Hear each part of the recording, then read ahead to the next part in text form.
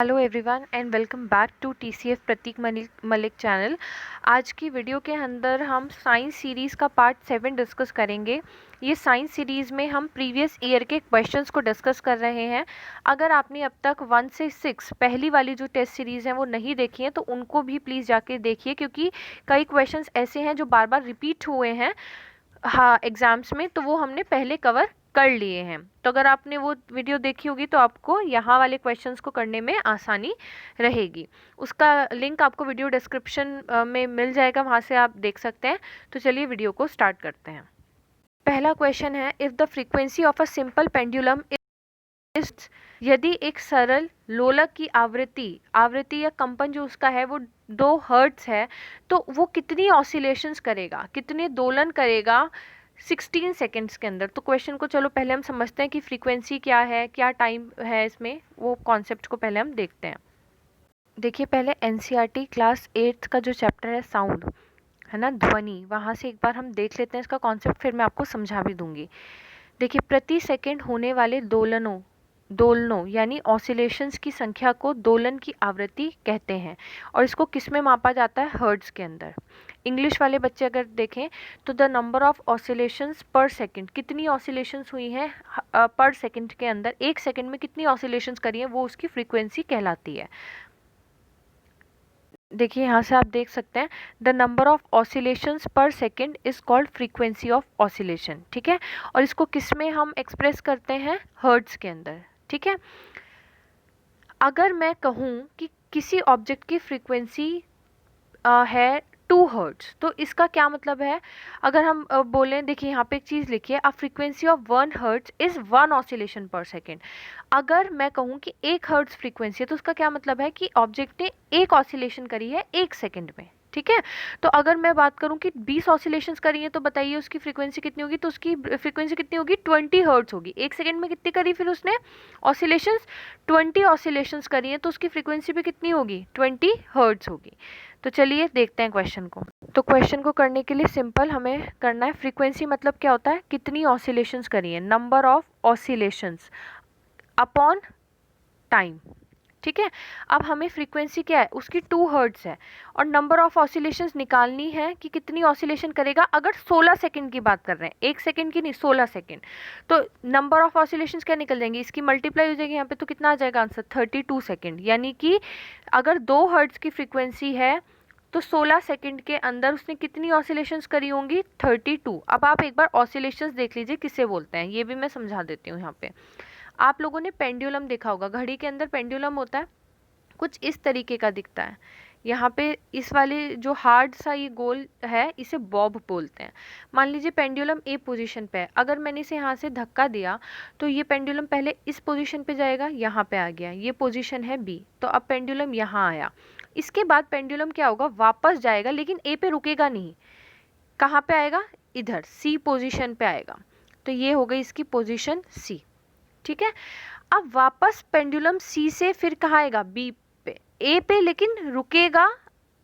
तो ये complete oscillation, अगर मैं बात करूं कि 1 ऑसिलेशन क्या है, तो एक ऑसिलेशन किसे बोलेंगे, ए से बी पे गया, बी से सी पे आया, और सी से जब ए पे आया, तो ये इसकी क्या हो गई, 1 ऑसिलेशन हो गई, ठीक है। तो अभी हमने जो क्वेश्चन देखा था उसका आंसर आपको पता चल गया होगा, the correct answer is 32 oscillations. तो इसका करेक्ट आंसर आ गया 32 ऑसिलेशन। नेक्स्ट क्वेश्चन देखते हैं, which one of the following metal Burns if kept in air, इनमें से कौन सा मेटल ऐसा है कि अगर मैं उसे एयर में रख दूं तो वो जलने लगेगा।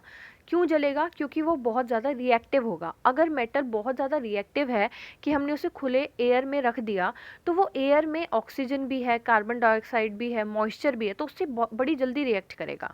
तो ये करेक्ट आंसर है सोडियम। ये वाला क्वेश्चन क्लास 8 का जो 4th चैप्टर है, मेटल एंड नॉन मेटल, वहाँ से लिया गया है।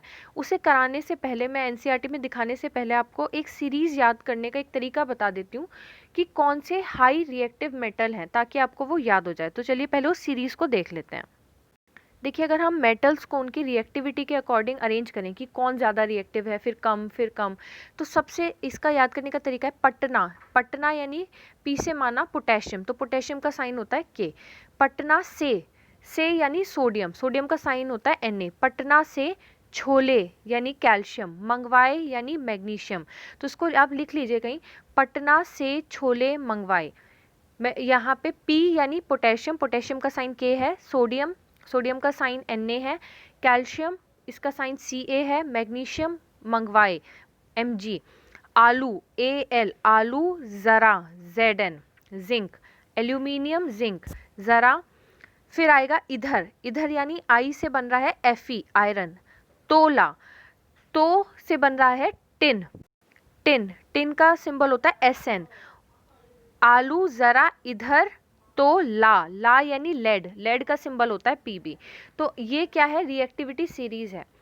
सबसे ज़्यादा रिएक्टिव होता है पोटेशियम, उसके बाद सोडियम, फिर कैल्शियम, फिर मैग्नीशियम, फिर एल्यूमिनियम जिंक, फिर यहाँ पे है Fe यानी कि आयरन, फिर Sn, फिर Pb। अगर मैं पूछूं इस सीरीज में सबसे कम रिएक्टिव कौन है, तो लेड यानी Pb। सबसे ज़्यादा कौन है, पोटेशियम यानी K। तो चलिए एक बार NCERT में इसको देख। देखिए क्लास 8th का जो चैप्टर है 4th वाला, मेटल एंड नॉन मेटल, अगर हम इसमें देखें तो आपको एक बॉक्स के अंदर ही इसका आंसर मिल जाएगा। ये इस वाले बॉक्स को पहले मैं बता देती हूँ। देखिए सोडियम एंड पोटेशियम बहुत सॉफ्ट मेटल भी होते हैं, कहने को मेटल हैं, मेटल की कैरेक्टरिस्टिक होती है कि वो बहुत हार्ड होते हैं, लेकिन सोडियम और पोटेशियम एक्सेप्शन है, यानी कि इनका बिहेवियर बाकी मेटल से थोड़ा सा अलग है, क्योंकि इतने ज़्यादा सॉफ्ट हैं कि इनको हम नाइफ यानी चाकू से काट भी सकते हैं। अगर हम अभी सोडियम वाला देखें तो देखिए यहाँ पर रिएक्शन विद वाटर, इसमें आप बॉक्स को देखिए, sodium metal is very reactive, sodium metal इतना ज़्यादा रिएक्टिव है, it reacts vigorously with oxygen and water, बहुत जल्दी रिएक्ट करता है ऑक्सीजन और वाटर से, और इस वाली रिएक्शन में बहुत सारी हीट जनरेट होती है। तो इस रिएक्शन को एक्सोथर्मिक बोलेंगे, यानी कि इससे हीट निकल रही है, जिस रिएक्शन से हीट बाहर निकले प्रोडक्ट में मिले तो वो एक्सोथर्मिक रिएक्शन होता है। It is therefore stored in kerosene, इसी वजह से इसे हम कहाँ पे रखते हैं, केरोसिन के अंदर रखते हैं। तो इसका आंसर क्या हो जाएगा correct, first second option sodium, sorry option number 1 है सोडियम। ठीक है, नेक्स्ट क्वेश्चन देखते हैं। Magnesium hydroxide is used as, magnesium hydroxide का कहाँ पे यूज़ किया जाता है, पहला है ऑक्सीकारक, दूसरा यानी ऑक्सीडाइजिंग एजेंट, दूसरा है अपचाई कारक यानी रिड्यूसिंग एजेंट, थर्ड है एंटासिड यानी प्रति अम्ल, और फोर्थ है फर्मेंटेशन एजेंट यानी किण्वन कारक। तो इसका करेक्ट आंसर है एंटासिड। एंटासिड आपने देखा होगा, एंटासिड आप कब लेते हैं, जब आपके पेट में कभी आपने देखा होगा एसिडिटी हो रही है तो हम एंटासिड टैबलेट्स लेते हैं, है ना। तो MgOH का होल ट्वाइस मैग्नीशियम हाइड्रोक्साइड का एक केमिकल फॉर्मूला है, इसको मिल्क ऑफ मैग्नीशिया में पाया जाता है, ये मिल्क ऑफ मैग्नीशिया भी बोलते हैं, आप ऐसे समझ लीजिए। तो जो वो वाली टैबलेट्स होती हैं जो एसिडिटी में रिलीफ के टाइम पे हम लेते हैं, तो उनके अंदर क्या होता है, मिल्क ऑफ मैग्नीशिया प्रेजेंट होता है। ये वाला क्वेश्चन क्लास 8th का जो चैप्टर है एसिड बेस एंड सॉल्ट, वहाँ से लिया गया है, एक बार मैं आपको NCERT में भी दिखा देती हूँ। देखिए क्लास 8th का चैप्टर है एसिड बेस एंड सॉल्ट, अगर उसमें आप देखेंगे तो यहाँ पे देखिए, sometimes indigestion is painful, to relieve indigestion we take an antacid such as milk of magnesia. हम कौन सी एंटासिड जो लेते हैं उसके अंदर क्या मिलता है, मिल्क ऑफ मैग्नीशिया मिलता है, which contain magnesium hydroxide, it न्यूट्रलाइजेज the effect of excessive acid. आपने एक चीज़ देखी होगी कि अगर एसिड है, एसिड में आप बेस को मिला दो तो उनका इफेक्ट क्या हो जाएगा, न्यूट्रल, तो उस प्रोसेस को न्यूट्रलाइजेशन बोलते हैं। तो इसीलिए अगर पेट में ज़्यादा एसिड प्रोड्यूस हो रहा है, ज़्यादा एसिडिटी है, तो उसको न्यूट्रलाइज करने के लिए हम क्या लेते हैं, बेस लेते हैं, जिसका जो क्या नाम होता है, मिल्क ऑफ मैग्नीशिया, जिसके अंदर मैग्नीशियम हाइड्रोक्साइड होता है। तो इसका करेक्ट आंसर जो है वो है थर्ड वाला, प्रति अम्ल यानी एंटासिड। नेक्स्ट क्वेश्चन है, which one of the following gases Burns with pop sound, कौन सी गैस है जो पॉप साउंड के साथ बर्न होती है। तो अगर आप यही वाला जो चैप्टर है ना 8th का मेटल एंड नॉन मेटल, उसको पढ़ेंगे तो आप देखेंगे कि ये वाली प्रॉपर्टी हाइड्रोजन गैस की होती है। हाइड्रोजन गैस जब जलती है तो उसमें कैसी साउंड आती है, पॉप साउंड प्रोड्यूस करती है। ठीक है, तो निम्नलिखित में से कौन सी गैस पॉप की ध्वनि के साथ जलती है, इसका करेक्ट आंसर क्या होगा, हाइड्रोजन, सेकेंड ऑप्शन। इसे मैं NCERT में नहीं दिखा रही हूँ, आप वहाँ से रीड करेंगे, क्योंकि ये नॉलेज बेस्ड क्वेश्चन है, सिंपल करेक्टरिस्टिक है, तो आप वहाँ से देख सकते हैं। नेक्स्ट क्वेश्चन है, which of the following is या are examples of non contact force, निम्नलिखित में से कौन सा असंपर्क बल का उदाहरण है। जो हमने कल वाली वीडियो थी, कल वाला जो हमने क्वेश्चन सॉल्व करे, उसमें मैंने कॉन्टैक्ट और नॉन कॉन्टैक्ट फोर्स आपको समझाई हैं। जिन्हें नहीं पता है वो उस वीडियो को जाके देखें, वहाँ से आपको पता चल जाएगा। तो इसका करेक्ट आंसर क्या होगा? जहाँ नॉन कॉन्टैक्ट फोर्स है, इसका आंसर है ग्रेविटेशन फोर्स भी नॉन कॉन्टैक्ट होती है और मैग्नेटिक भी। तो इसका करेक्ट आंसर होगा फोर्थ, बोथ 1 and 2। तो इसका करेक्ट ऑप्शन हो गया फोर्थ, गुरुत्वाकर्षण बल भी और चुंबकीय बल भी। नेक्स्ट क्वेश्चन है, diabetes is controlled by dash hormone. ये भी हमने कल वाले क्वेश्चन में डिस्कस किया था। डायबिटीज़ जो होता है, इसमें कौन सा हार्मोन इसको कंट्रोल करता है? तो ये है इंसुलिन। ठीक है, पेनक्रियास सिक्रीट करता है इसको। तो इसका करेक्ट आंसर होगा थर्ड वाला, इंसुलिन। ये आपने आंसर देख लिया तो आपको ये वाले सारे क्वेश्चन समझ में आए होंगे। हमने इस वाले पेज के 6 क्वेश्चंस को डिस्कस किया है। आपको अच्छे से वाले क्वेश्चन सारे समझ में आए होंगे। जो ये वाले सारे क्वेश्चन हमने अभी तक डिस्कस करे हैं, ये दिसंबर 2018 के पेपर से लिए गए हैं।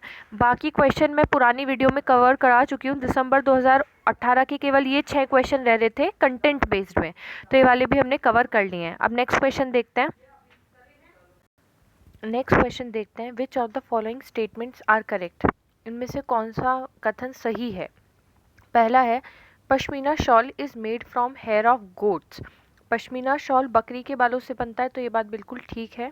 नेक्स्ट है, angora is a type of wool obtain from rebate. Angora एक प्रकार की ऊन है जो खरगोश से प्राप्त होती है, ये गलत है। Camel wool is use to make carpet. ऊँट की ऊन कारपेट बनाने में उपयोग होती है, ये बात ठीक है, क्योंकि जो कैमल की वूल होती है थोड़ी मोटी होती है, इसीलिए कारपेट वगैरह में हम उसका यूज़ करते हैं, ब्लैंकेट्स में, कारपेट में। अभी हम देखेंगे कि कहाँ से क्वेश्चन लिया गया है। फोर्थ ऑप्शन है, pashmina wool is obtain from rebate. Pashmina ऊन खरगोश से प्राप्त होती है। तो जब पहला ऑप्शन करेक्ट है कि गोट की हेयर से बनता है वो वूल, तो डी ऑप्शन तो गलत होगा। तो इसका करेक्ट ऑप्शन जो है वो है ए एंड सी, यानी कि फर्स्ट ऑप्शन। अब एक बार एनसीईआरटी में देखते हैं। तो ये वाला जो क्वेश्चन है, ये क्लास 7th का फाइबर टू फैब्रिक करके चैप्टर है, वहाँ से लिया गया है। तो एक बार उसको देखते हैं। देखिए, क्लास 7th का चैप्टर है फाइबर टू फैब्रिक। अगर इसमें देखें तो देखिए कुछ एनिमल हैं, जैसे लामा है, याक है, अल्पाका, कैमल, ये सब क्या है जिनसे हमें वूल मिलती है, ऊन मिलती है। ठीक है, अगर अब इनकी कैरेक्टरिस्टिक्स के बारे में देखें तो देखिए, angora wool is obtain from angora goat. तो अंगोरा वूल जो है वो कहाँ से मिलती है? अंगोरा गोट से। नेक्स्ट, ये कहाँ पे पाई जाती है वाली गोट? हिली रीजन्स जो हैं, जैसे जम्मू कश्मीर। फिर wool is also obtain from goat hair. The under fur of Kashmiri goat is soft. It is woven into fine shawl called pashmina shawl. तो ये भी एक चैप्टर ईवीएस में भी है, पेपर फर्स्ट का जो सीटेट है वहाँ पे भी पश्मीना का जिक्र है 5th चैप्टर में। चांगपा, पश्मीना, इन के बारे में बताया गया है। तो ये पश्मीना भी कहाँ से मिलता है? गोट से मिलता है, बकरी के बालों से। नेक्स्ट है, the fur hair on the body of camel is also used as wool. तो जो कैमल की बॉडी पे बाल होते हैं या फर होता है, उसका भी यूज़ हम वूल के लिए करते हैं। लामा एंड अल्पाका कहाँ पे पाए जाते हैं? These are found in South America, और ये भी वूल यील्डिंग एनिमल है, यानी कि इनसे भी हमें वूल मिलती है। तो ये आपको क्वेश्चन अच्छे से समझ में आ गया होगा कि ये वाला क्वेश्चन हमने देख लिया, फर्स्ट ऑप्शन इसका करेक्ट है। नेक्स्ट क्वेश्चन देखते हैं। Identify the animal on the basis of features listed below. नीचे दिए गए लक्षणों के आधार पे हमें उस जंतु को पहचानना है। पहला है फीचर लॉन्ग बैकबोन, जिसका लंबा मेरुदंड यानी लंबी रीढ़ की हड्डी होती है। सेकेंड ऑप्शन है मैनी मसल्स, उसकी बॉडी में बहुत सारी मसल्स, बहुत सारी मांसपेशियाँ होती हैं। थर्ड है body curves into many loops for moving forward, आगे को धकेलने के लिए शरीर अनेक वलयों में मुड़ाव, मतलब शरीर बहुत ज़्यादा कर्व करके वो चलता है।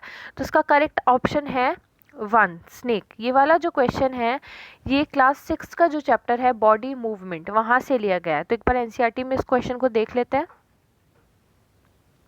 देखिए, क्लास 6 का चैप्टर है, अगर इसको देखें तो देखिए यहाँ पर हाउ डू स्नेक्स मूव में यहाँ पे स्नेक्स की कैरेक्टरिस्टिक है कि उनकी बॉडी की क्या कैरेक्टरिस्टिक है। तो snakes have a long backbone, बहुत लंबी रीढ़ की हड्डी होती है। They have many thin muscle, muscle तो बहुत सारी है मांसपेशियाँ, लेकिन थिन होती हैं, पतली होती हैं। They are connected to each other even though they are far from each other, दूर दूर है मांसपेशियां लेकिन एक दूसरे से फिर भी कनेक्टेड हैं. They also interconnect the bone, backbone, ribs and skin. The snake's body curves into many loops. तो ये वाला चीज़ हमने देखी. अब जो हिंदी वाले बच्चे एक बार वो भी इस चीज़ को देख लीजिए. देखिए यहाँ पे सर्प कैसे चलते हैं. सर्प का मेरुदंड लंबा होता है, शरीर की पेशियां क्षीण एवं असंख्य होती हैं, बहुत सारी होती हैं और आपस में जुड़ी भी होती हैं. ठीक है, चाहे वे दूर ही क्यों ना हो. सर्प का शरीर अनेक वलय में मुड़ा होता है. ठीक है, बहुत सारे कर्व्स होते हैं बॉडी में. तो ये वाले आपको क्वेश्चन अच्छे से समझ में आ गया होगा. अगला क्वेश्चन देखते हैं 89. विच of the following statement is not true. इनमें से कौन सा कथन सही नहीं है. पहला है all arteries carry oxygen rich blood. सभी धमनियाँ ऑक्सीजन समृद्ध रक्त को ले जाती हैं. सेकंड है all arteries carry oxygen from heart to other part. सभी धमनियाँ ऑक्सीजन को हृदय से अन्य भागों में ले जाती हैं. थर्ड है दे हैव थिक वॉल. इनकी भित्तियाँ मोटी होती हैं. फोर्थ है दे हैव इलास्टिक वॉल. इनकी भित्तियाँ प्रत्यास्थ होती हैं. तो इसका करेक्ट ऑप्शन कौन सा होगा. तो देखिए पहले इसको देखते हैं. ये 7th क्लास में एक चैप्टर है transportation in animal and plant करके, कि हमारी बॉडी में जैसे ब्लड है तो ब्लड ही है जो पूरी बॉडी में न्यूट्रिएंट्स को सप्लाई करता है ना. अगर ऑक्सीजन रिच ब्लड है तो हमारी पूरी बॉडी में कैसे जा रही है ऑक्सीजन, ब्लड के थ्रू मूवमेंट हो रहा है, ब्लड के थ्रू जा रही है. तो इस चैप्टर में उसी के बारे में बताया है. अब हमारी बॉडी में होती हैं नसें, है ना, बहुत सारी. तो एक होती है आर्टरीज और एक होती है वीन्स. आर्टरीज का काम होता है कि जो ऑक्सीजन रिच ब्लड होता है वो हार्ट से सारे बॉडी पार्ट्स में लेके आना. आर्टरीज हार्ट से ब्लड को लेके आती हैं बॉडी पार्ट्स में, सारी बॉडी में. और वीन्स जो होती हैं यानी धमनियाँ कहाँ से लेके आती हैं, हार्ट से सारी बॉडी पार्ट्स में. और वीन्स का काम उल्टा होता है. वीन्स क्या करती हैं कि बॉडी पार्ट से जो डीऑक्सीजनेटेड ब्लड है वो कहाँ पे लेके जाती हैं, हार्ट में लेके जाती हैं ताकि वो प्यूरिफाई हो सके. तो एक बार इसको हम एनसीईआरटी में देखते हैं. देखिए ये एनसीईआरटी का ही चैप्टर है क्लास 7th का. Arteries carry oxygen rich blood from heart to all parts of body since the blood flow is rapid. क्योंकि बहुत ज़्यादा तेज़ स्पीड में ब्लड फ्लो होता है यहाँ से हाई प्रेशर में, इसीलिए इनकी जो वॉल्स होती हैं, जो नस की वॉल्स हैं वो बहुत मोटी होती हैं और इलास्टिक, ताकि वो उस प्रेशर को सहन कर पाएँ. ठीक है, नेक्स्ट है वीन्स. अगर हम वीन्स की बात करें, veins are the vessels which carry carbon dioxide rich blood. ये कार्बन डाइऑक्साइड रिच ब्लड या डीऑक्सीजनेटेड ब्लड को कैरी करती है. हमारी बॉडी से हार्ट में जो ब्लड लेके जाता है वो वीन्स लेके जाती हैं. ठीक है, the veins have thin walls. तो यहाँ पे इतना ज़्यादा प्रेशर नहीं होता इसीलिए ये थिन होती हैं इनकी walls. There are walls present in veins which allow blood to flow only towards the heart. तो अब देखिए यहाँ पे आपने एक चीज़ देखी होगी, हार्ट है, ये डायग्राम आपको दिख रहा है, लेकिन यहाँ वीन्स ब्लड लेके जा रही हैं हार्ट में. लेकिन हार्ट से ब्लड को आपने देखा होगा एक है पल्मोनरी आर्टरी. इसका काम उल्टा होता है. जहाँ आगे वर्ड लग गया पल्मोनरी, इसका काम उल्टा हो जाएगा. आर्टरी का काम क्या होता है, ऑक्सीजन रिच ब्लड को हार्ट से बॉडी में लेके जाना. लेकिन पल्मोनरी आर्टरी क्या करेगी, देखिए यहाँ पे एरो ऊपर की साइड है, यानी कि यहाँ पे पल्मोनरी आर्टरी क्या करेगी, उल्टा काम करेगी. ये कार्बन डाइऑक्साइड रिच ब्लड जो है उसको लेके आ रही है. ठीक है, और पल्मोनरी वीन क्या कर रही है, हार्ट के अंदर लेके आ रही है. तो इसका काम क्या होगा, जो आर्टरी वाला काम है. तो यहाँ पे उल्टा चीज़ है. अब हमें ऑप्शन में कहा है कि क्या सारी आर्टरी ही ऑक्सीजनेटेड ब्लड लाती हैं, तो नहीं, क्योंकि पल्मोनरी आर्टरी ऑक्सीजनेटेड ब्लड नहीं लाती बल्कि कार्बन डाइऑक्साइड रिच ब्लड लेके आती है. एक बार यहाँ पे आप देख लीजिए, ये जो लास्ट में समरी दी रहती है व्हाट यू हैव लर्नड, वहाँ पे अगर हम देखें तो देखिए इसमें आपको arteries carry blood from heart to all part of body. Arteries का काम क्या होता है, ब्लड को कहाँ लेके जाना, हार्ट से सभी बॉडी पार्ट में. और वीन्स क्या करती हैं, veins carry blood from all part of body back to heart. ठीक है, तो अगर हम इसमें ऑप्शन देखें तो इसमें कौन सा ऑप्शन गलत होगा, second, all artery carry oxygen from heart to other party वाला सही है. लेकिन फर्स्ट वाला all artery carry oxygen rich blood, क्या सारी ही आर्टरियाँ जो आर्टरीज होती हैं, धमनियाँ, वो सारे ऑक्सीजन रिच ब्लड को लेके जाती है, नहीं, क्योंकि पल्मोनरी आर्टरी क्या करती है, कार्बन डाइऑक्साइड रिच ब्लड यानी डीऑक्सीजनेटेड ब्लड को लेके जाती है. तो इसका करेक्ट ऑप्शन क्या होगा, option number 1, all arteries carry oxygen rich blood, ये वाला गलत होगा. नेक्स्ट क्वेश्चन देखते हैं अब हम 90 वाला. देखिए, विच of the following represent correct matching order, इनमें से कौन सा करेक्ट मैचिंग ऑर्डर दिखा रहा है। एक तरफ आपको एसिड के नाम दे रखे हैं, दूसरी तरफ वो चीज़ें दे रखे हैं जिनमें वो एसिड पाए जाते हैं। तो पहले एक बार हम टेबल को देख लेते हैं जो क्लास 8 के 5th चैप्टर में है, और फिर इस क्वेश्चन पे हम आएंगे। देखिए, ये क्लास 8 का जो 5th चैप्टर है वो वाला, वहाँ पर टेबल है। एसिटिक एसिड कहाँ पे पाया जाता है, विनेगर में, यानी सिरका। फॉर्मिक एसिड जो चींटी का डंक होता है उसके अंदर फॉर्मिक एसिड मिलता है। सिट्रिक एसिड बहुत मोस्टली खट्टी चीज़ों में मिलता है, जैसे सिट्रस फ्रूट हमने देखा, संतरा है, ऑरेंज है, लेमन है, इनमें। लैक्टिक एसिड कर्ड, दही के अंदर। ऑक्सैलिक एसिड स्पिनच यानी पालक के अंदर ऑक्सैलिक एसिड मिलता है। एस्कॉर्बिक एसिड या विटामिन सी जिसे बोलते हैं, उसमें वो कहाँ मिलता है, आंवला या सिट्रस फ्रूट। तो सिट्रस फ्रूट में सिट्रिक एसिड भी रहता है और एस्कॉर्बिक भी रहता है। एस्कॉर्बिक का एक बेस्ट एग्जांपल जैसे हमने अगर हम लें तो वो है टमाटो।